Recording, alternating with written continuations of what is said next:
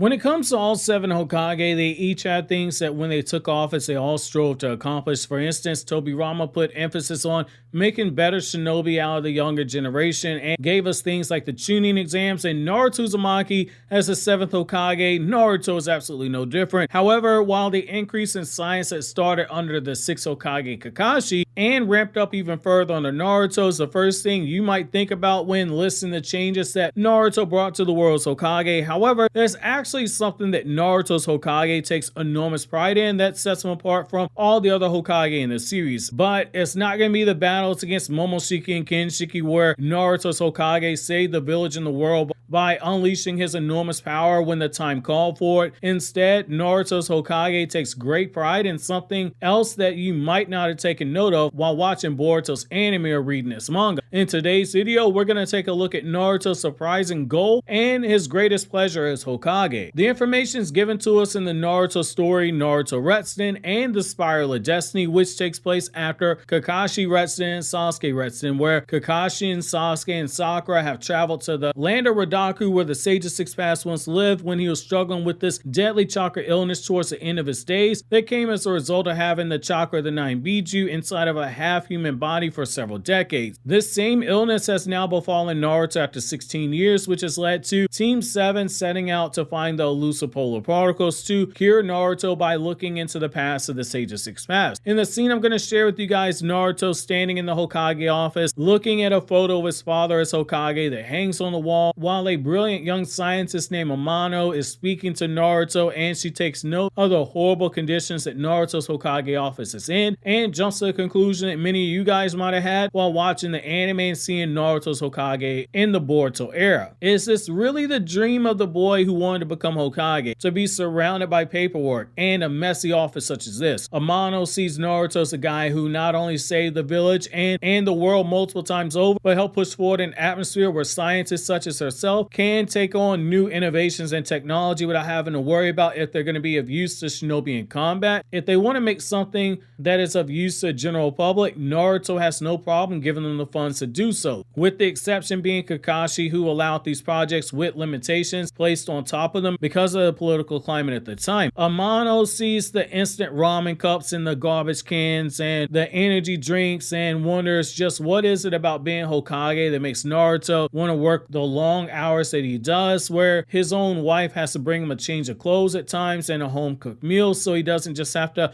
rely on instant ramen. We as Naruto fans know that instant ramen is something that Naruto could probably live off of with no issues. As long as someone keeps the spoiled milk away from him, Naruto's usually good. However, it's when Amano begins questioning him that Naruto answers her questions with a pretty shocking reply that should make you appreciate Naruto's Hokage all the more when you go back and you rewatch Boruto's anime. With the scene and the context finally being set, it's here I'm going to begin reading the scene from the novel, then I'm going to come back to you guys my thoughts, and it's here I begin quoting. Amano looked around the messy office, frustrated. Working hard every day, clinging to this desk, signing document. You, a war hero. Is it really that much fun to do this boring work? Amano asked. Yeah, I decided it's fun, Naruto replied. You decided it was fun? How's this even possible? Amano asked. Naruto smiled as he took out the envelope from the middle of the documents that appeared to randomly pile up on his desk. Look at this. The purchase order for the forehead protectors for the graduates from the academy and the photos of the new Genin who received them. I was so happy when I saw this for the first time a few years ago. I get excited when I see documents like this, Naruto said. Still, I didn't think you would be doing this kind of a job. You're Naruto. You saved the village, the world.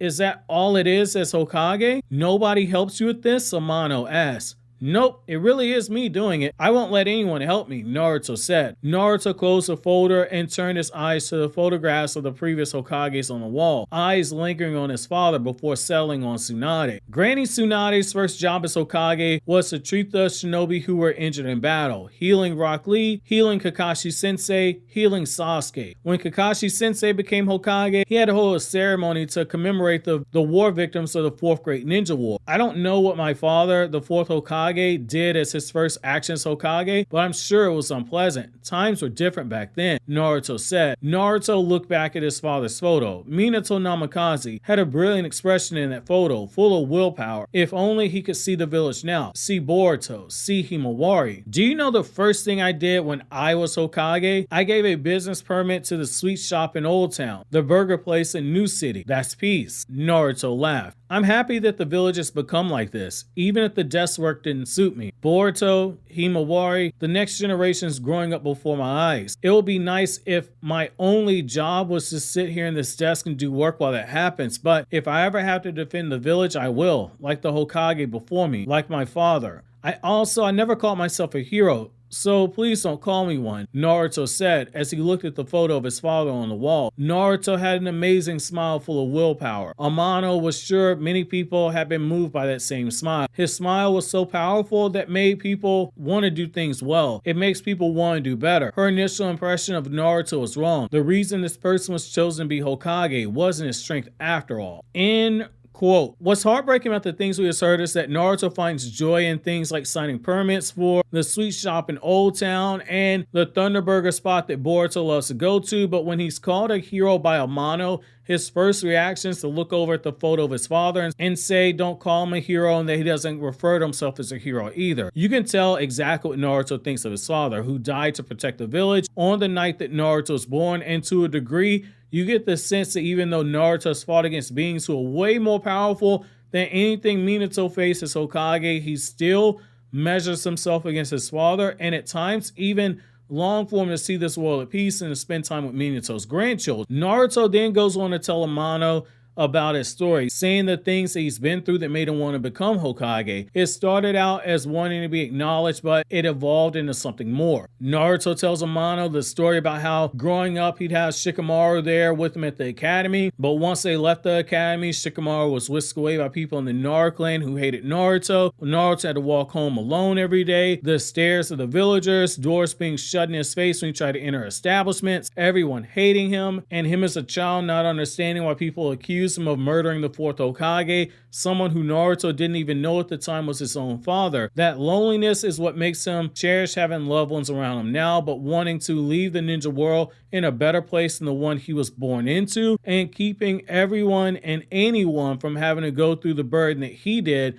is why he wants to be Hokage now, which should make you look at him telling Shikamaru in Boruto episode 193, I'm a Jinchuriki, a lot differently now, because he knew what Shikamaru wanted to do with Kawaki very easily could have been done to him if Hiruzen had viewed him the same way that the villagers did, and Naruto didn't want Kawaki to feel like an outcast like Naruto had once been when he was growing up. Naruto ends off the conversation with Amano saying that with all the research she's doing, if she really wants to impress him, find a way to upgrade the forehead protectors. Don't make them as flimsy and easy to break as the last company that Konoha contracted, because he wants the symbol on the forehead to remain strong just like the Will of Fire itself. However, that's where I'm going to leave things off to you guys with this question. What do you think about Naruto looking at his father's photo and refusing to call himself a hero? And how do you feel about Naruto measuring up his accomplishments as Hokage by things like the burger shop and the sweet shops that we see in Boruto's anime? While you think that over, click here to watch these other Naruto Retsuden videos in the playlist you see on the screen right now.